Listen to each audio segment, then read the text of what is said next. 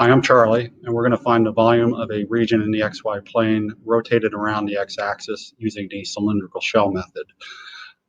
So first I'll explain the problem and why we're going to use this particular method.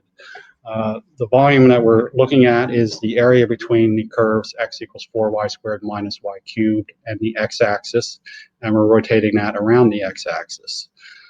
When you do that, normally when we look at things rotated around the x-axis, we want to find the area of circles that are formed by that rotation and integrate along the x-axis to get the volume.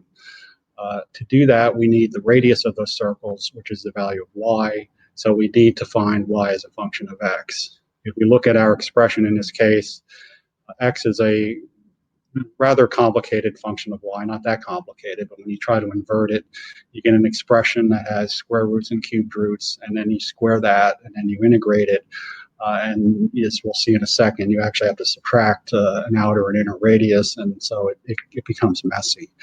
So what we want to do is avoid inverting the x equals a function of y expression, and instead try to integrate with a function of y, which suggests that we're going to want to integrate along the y-axis, not the x-axis. So how do we do that? We do that with cylindrical shells.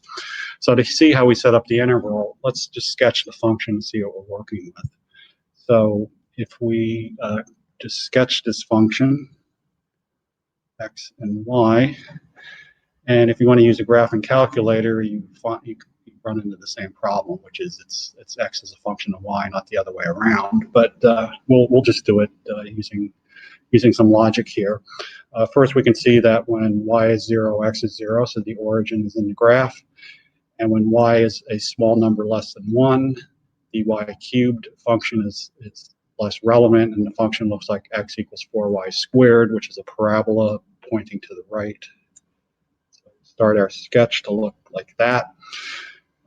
That tells us that x is a positive number, as y is because y squared will be a positive number for small values of y. But as y gets larger, the minus y cubed term will dominate, and minus y cubed will become negative, so it's going to push the function back to the left. When y is a negative number and gets larger, minus y cubed becomes positive, and it's going to push the function to the right. So it's going to we get kind of this S-shaped thing, which we would expect with a cubic function, but it points to the left going up and to the right going down. Now we're asked to find the area between this function and x equals 0, which is the y-axis. So now we can kind of quickly see what that region is. Let me just highlight it. This is the y-axis that intersects that function, and it intersects it up here and back down at origin. You get kind of this P-shaped region between those functions. So that's the area we're going to rotate. We're going to rotate that around the x-axis. I'm going to change colors here. If I pick up a point here,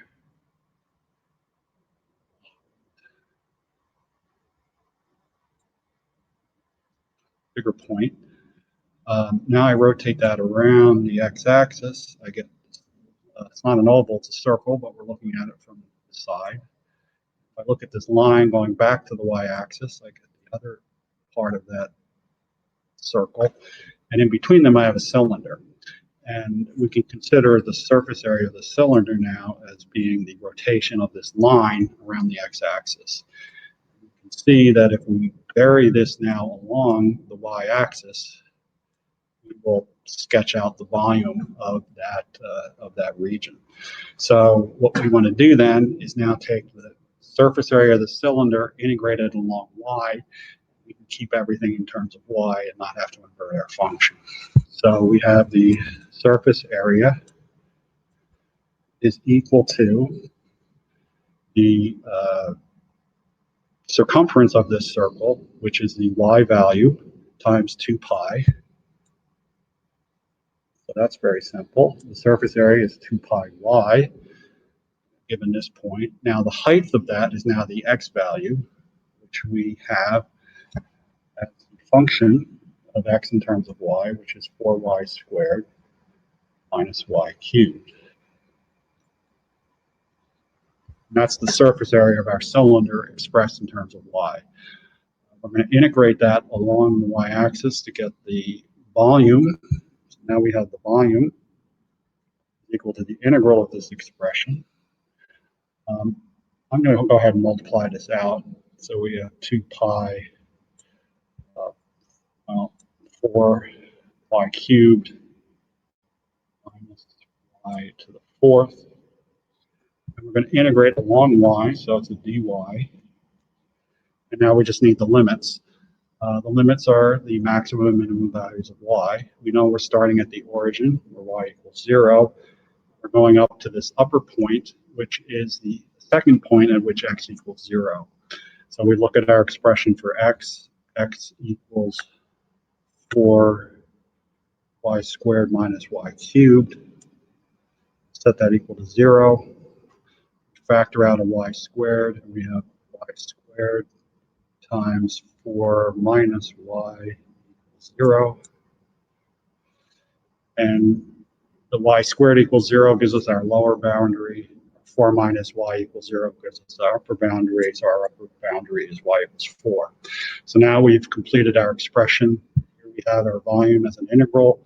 This is the surface area of these cylinders integrated along the y-axis from 0 to 4. And this integral is pretty easy to evaluate. And we get, if you do that, you will find you get 102.4 pi.